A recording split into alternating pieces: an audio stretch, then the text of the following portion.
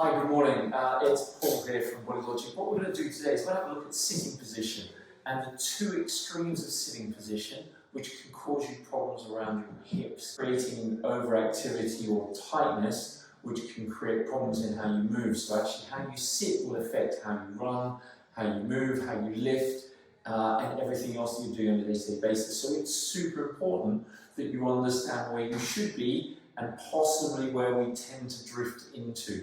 And as always, we tend to drift to the extremes because our body finds it easier to be at those positions rather than be in the middle where we have the most work to do. And we have to be aware subtly of how our body will change over time.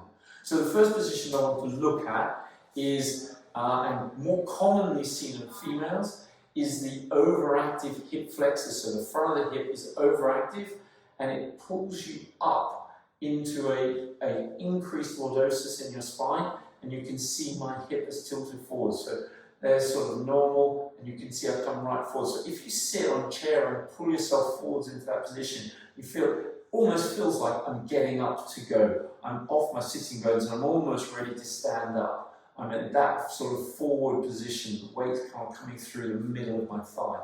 What we want to do from here is actually try and roll back, and if you roll back you can feel your sitting bones. You know when you go past and you want to try and be on your sitting bones. Now you can stay tall, but I now feel like I'm sitting on the chair rather than about to get up and go somewhere, and take that pressure off my back, and it takes my pressure off my hip flexors. As I said, they can get really tight and restrict a lot of your movements, walking, running, hip extension movement patterns.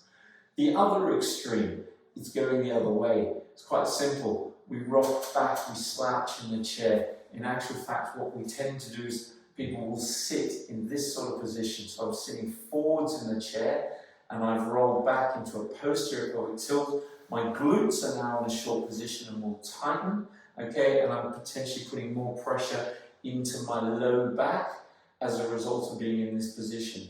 Again, the first thing here is to bring your hips to the back of the chair. You should really be at that back position. And then from here, lift up and get yourself into that position where you're on the sitting bones again. Again here, what you'll feel is you've rolled off the back.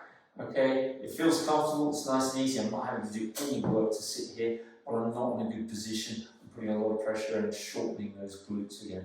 So we want to sit up through the spine, but we don't want to overcorrect and bring the pelvis forward. So we stay on that sitting bone, and you can rock forwards and backwards and find that position. It's a really important place to be. You will have to work a bit harder to stay here. It won't be easy. You'll have to use your muscles more and remind yourself of where you need to be. But if you can sit in this position for longer periods, you're really changing how your postural muscles are working, which will be massively to your benefit whenever you go out to do sports, hobbies and activities.